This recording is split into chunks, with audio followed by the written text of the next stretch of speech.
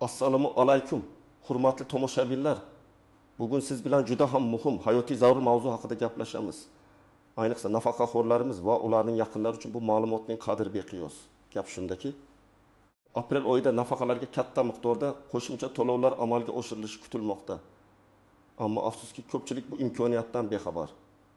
Bu ma'lumotni eshitganingizdan so'ng hayotingizda sezilarli o'zgarish bo'lishi mumkinligiga ishonchingiz komil bo'ladi.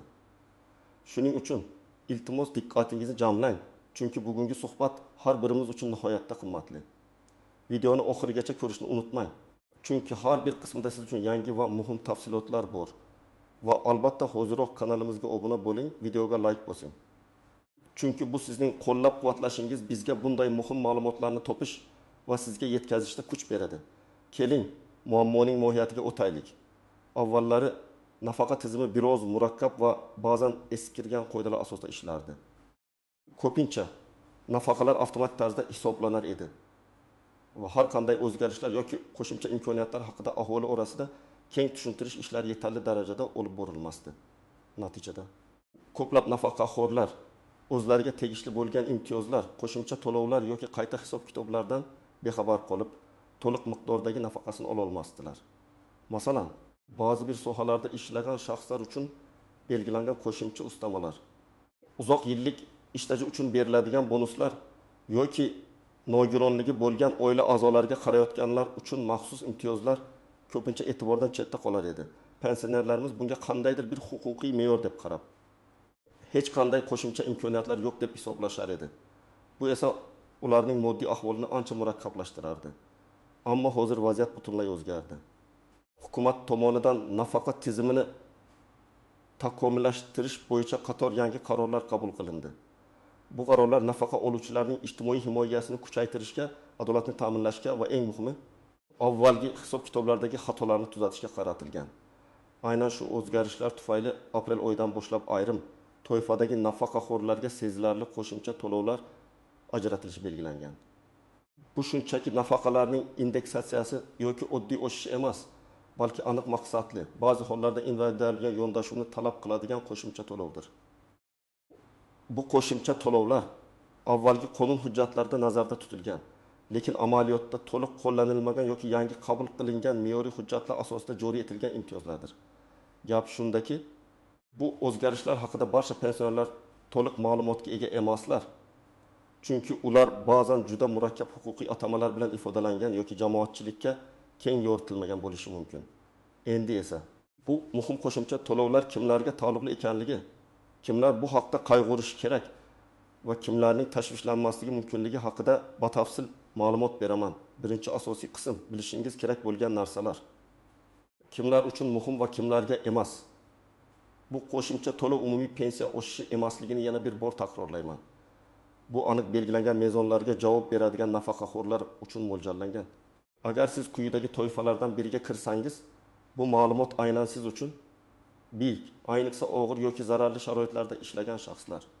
Agar sizning mehnat stajingizning bir qismi ayniqsa og'ir, zararli yoki noqulay mehnat sharoitlarida o'tgan bo'lsa, masalan, shaxtalarda, kimyo sanoatida, radioaktiv moddalar bilan ishlashda yoki tibbiyotning ayrim sohalarida, rentgenologiya, jarrohlik ishlagan bo'lsangiz, sizga qo'shimcha ustama tegishi mumkin. Avvallari bu stajning ahamiyati ba'zan to'liq inobatga olinmasdi. Yangi tartibga ko'ra, bunday stajning har bir yili oddiy stajdan 1,5 yoki hatto 2 barobar qimmatroq baholanishi mumkin. Misol 1. Tasavvur qiling, o'rtaqasi yoshli Amajon amaki 30 yil davomida ko'mir konida ishlagan. Uning nafaqasi hisoblanganda kon sharoitidagi og'ir mehnat sharoitlari uchun nazarda tutilgan koeffitsiyentlar to'liq qo'llanilmagan bo'lishi mumkin edi. Yangi qarorga binoan uning kon stajining har bir yili uchun qo'shimcha ballar yoki yuguri koeffitsiyentlar hisoblanadi. Misol uchun, har bir yil oddiy ish yiliga nisbatan 5 koeffitsiyentda hisoblansa, Amajon amakining staji 30 yil emas, balki chardar 5 yil deb hisoblanadi shartli ravishda.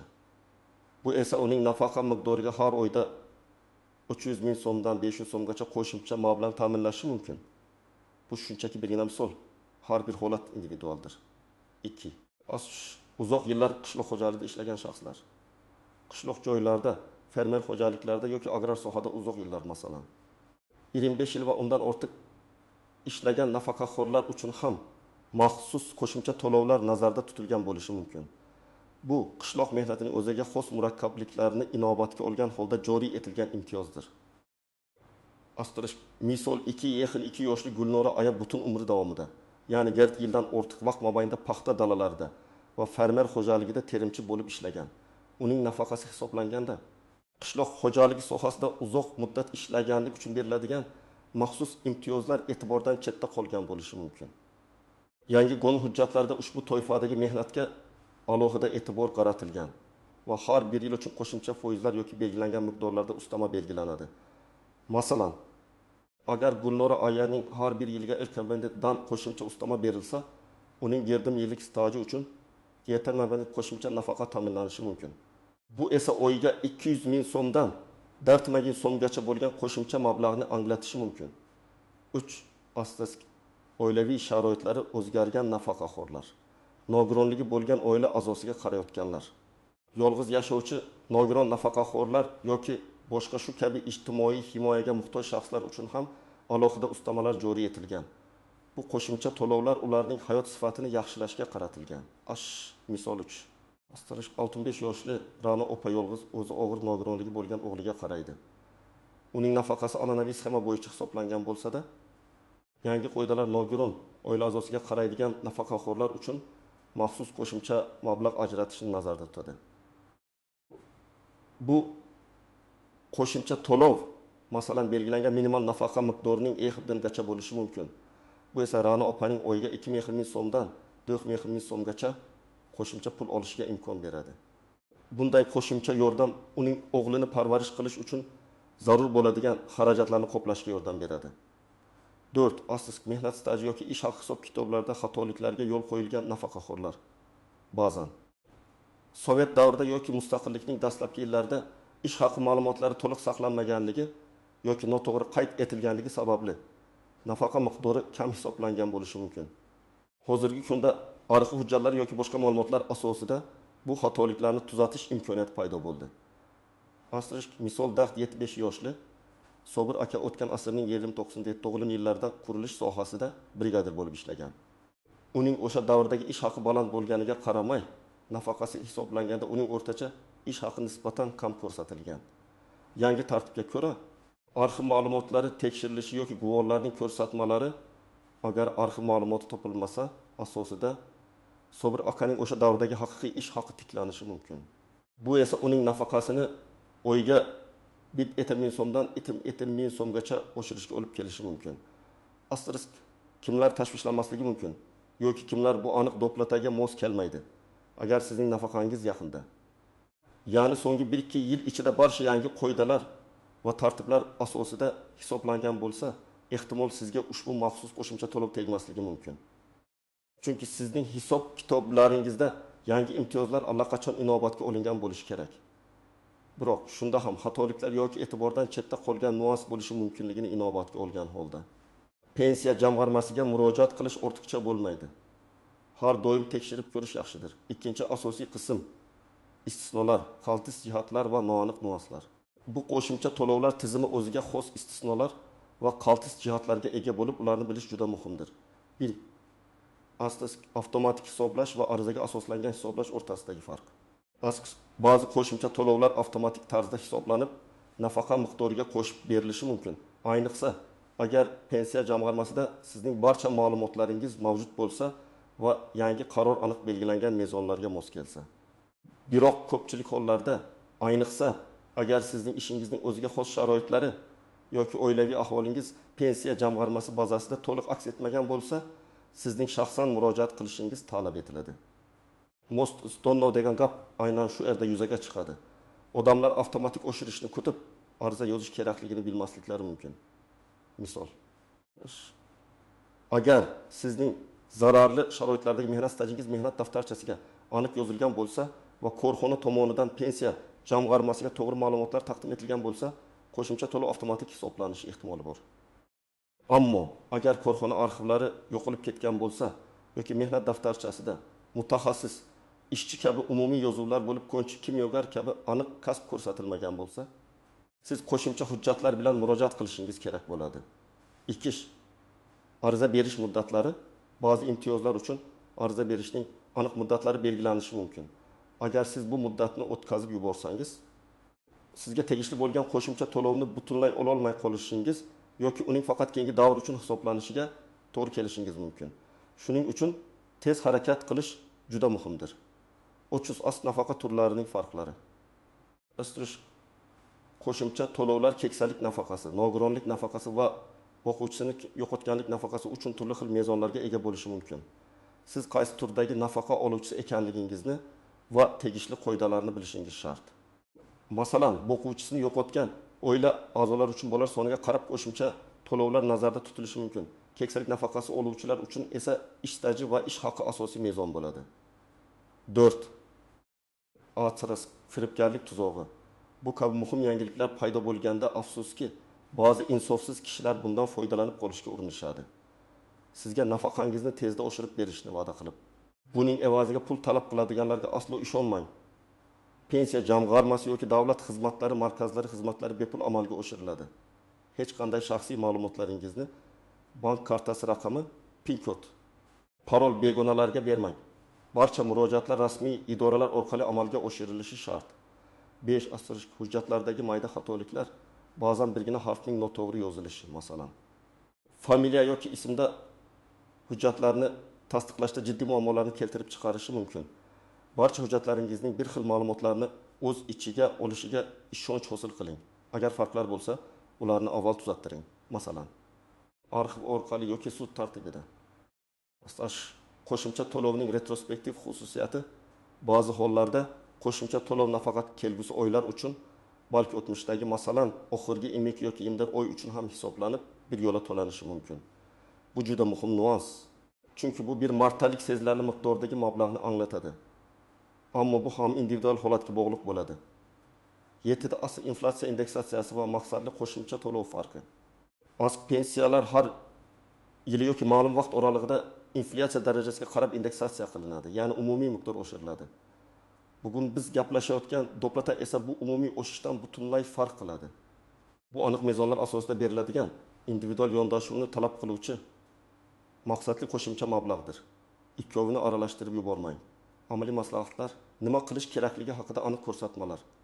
Endi esa eng muhim qism sizning harakatlaringiz.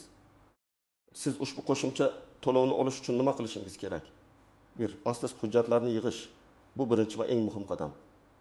Sizga quyidagi hujjatlar kerak bo'lishi mumkin. Asosiy pasport, asl nusxasi va nusxasi.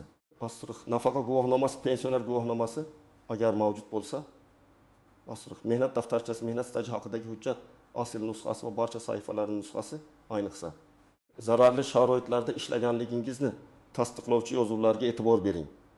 Agar mehnat daftarchangizda bo'lmasa, tegishli tashkilotdan arxiv ma'lumotnomalarini olishga harakat qiling. Ish haqi to'g'risidagi ma'lumotnomalar. Agar sizning nafaqangiz eski ma'lumotlar asosida hisoblangan bo'lsa va sizda yuqori ish haqi olganligingizni tasdiqlovchi hujjatlar, masalan, buxgalteriya ma'lumotnomalari, arxivdan olingan ma'lumotnomalar mavjud bo'lsa, ularni ham ilova qiling. Bu ayniqsa 2005 yilgacha bo'lgan davrga oid bo'lishi muhim. Nogironlik guvohnomasi, agar sizda yoki oila a'zolaringizda nogironlik bo'lsa, tug'ilganlik haqidagi guvohnomalar, agar oilaviy sharoitingizga, masalan, farzandlar soniga bog'liq imtiyozlarga da'vogar bo'lsangiz, boshqa tasdiqlovchi hujjatlar, misol uchun qishloq xo'jaligida ishlaganlikni tasdiqlovchi ma'lumotnomalar, xavfli sharoitlarda ishlaganlikni tasdiqlovchi korxona xulosalari va boshqalar. 2. Murojaat qilish manzili. Hujjatlarni yig'ib bo'lgach, siz quyidagi joylarga murojaat qilishingiz mumkin. Yashash joyingizdagi pensiya jamg'armasi bo'limi bu birinchi va asosiy manzil. Ular sizning ishingizni to'g'ridan to'g'ri ko'rib chiqishadi. Davlat xizmatlari markazlari, DXM ko'plab nafaqaga oid xizmatlar. Shu jumladan nafaqani qayta hisoblash bo'yicha arizalar DXM orqali ham qabul qilinadi. Bu qulayroq va tezroq bo'lishi mumkin, chunki ular bir darcha tamoyili asosida ishlaydi. Yagona interaktiv davlat xizmatlari portali my.gov.uz. Agar sizda elektron imzo mavjud bo'lsa va internetdan foydalanish ko'nikmalaringiz bo'lsa, ushbu portal orqali ham tegishli xizmatlardan foydalanish imkoniyatini ko'rib chiqing. Biroq ko'pchilik hollarda, ayniqsa qo'shimcha to'lovlar bo'yicha batafsil konsultatsiya uchun shaxsan murojaat qilish afzalroqdir. Ochiq ariza yozish. Siz pensiya jamg'armasi bo'limiga yoki DXMga borganingizda ular sizga namunali ariza blankasini berishadi. Bu arizada siz nafaqani qayta hisoblashni yoki qo'shimcha to'lovni belgilashni so'rashingiz kerak. Arizada quyidagilarni aniq ko'rsating. Pasport ma'lumotlari, yashash manzili va aloqa telefon raqamingiz. Siz qaysi asosga ko'ra qo'shimcha to'lovga da'vo qilayotganingizni, masalan, zararli sharoitdagi mehnat staji, oilaviy sharoitlar, noto'g'ri hisoblangan ish haqi va hokazo. Yangi qabul qilingan qonun yoki qarorning raqamini va sanasini bilishingiz shart emas. Mutaxassislar buni o'zlari aniqlaydilar, ammo agar siz bilsangiz ko'rsatishingiz mumkin. Ilova qilingan hujjatlar ro'yxati. Ariza sanasi va imzo. Ashras muhim. Arizangizni 2 nusxada tayyorlang. Bir nusxasini tegishli organga topshirib, ikkinchi nusxasida qabul qiluvchi xodimning imzosi, sanasi va qabul qilinganligi haqidagi shtabni qo'ydirib oling. Bu sizning murojaatingiz tasdiqlanganligini isbotlaydi. 4. Murojaatingizni kuzatish. Arizani topshirganingizdan so'ng sizga murojaatingizning ro'yxatga olish raqami berilishi kerak. Bu raqam orqali siz murojaatingizning ko'rib chiqilish holatini tekshirishingiz mumkin. Odatda pensiya jamg'armasi arizalarini ko'rib chiqish va tegishli qaror qabul qilish uchun ma'lum bir muddatga ega, masalan, umumli ish kuni. Bu muddatni kutib turing, lekin agar javob kelmasa, qo'ng'iroq qiling yoki shaxsan murojaat qilib ishning holatini surishtiring. Konsultatsiya olish. Agar siz qaysi toifaga kirishingizni yoki qanday hujjatlar yig'ishingiz kerakligini aniq bilmasangiz, pensiya jamg'armasi mutaxassislari yoki DXM xodimlaridan bepul konsultatsiya oling. Ulardan sizga aniq holatingiz bo'yicha maslahat berishlarini so'rang. Xulosa qilib aytadigan bo'lsak, hurmatli do'stlar, bugungi ma'lumot siz uchun nafaqat moliyaviy jihatdan, balki adolatni tiklash nuqtai nazaridan ham juda muhimdir. Qo'shimcha to'lov olish imkoniyatini qo'ldan boy bermang. Bu sizning qonuniy haqqingiz bo'lishi mumkin. Birgina murojaat va bir necha hujjat sizning hayotingizda sezilarli o'zgarish yasashi mumkin. Harakat qiling, so'rang, aniqlang. 0. Bilmagan odamning bilgani o'zi biladi deganlaridek o'z huquqlaringizni bilish va ulardan foydalanish har birimizning vazifamizdir. Umid qilamanki, bu video sizga foydali bo'ldi. O'z fikrlaringizni va bu boradagi savollaringizni izohlarda yozib qoldiring. Bu orqali biz boshqa tomoshabinlarimizga ham yordam bera olamiz. Videoga like bosing va kanalimizga obuna bo'lishni unutmang. Keyingi muhim ma'lumotlargacha xayr.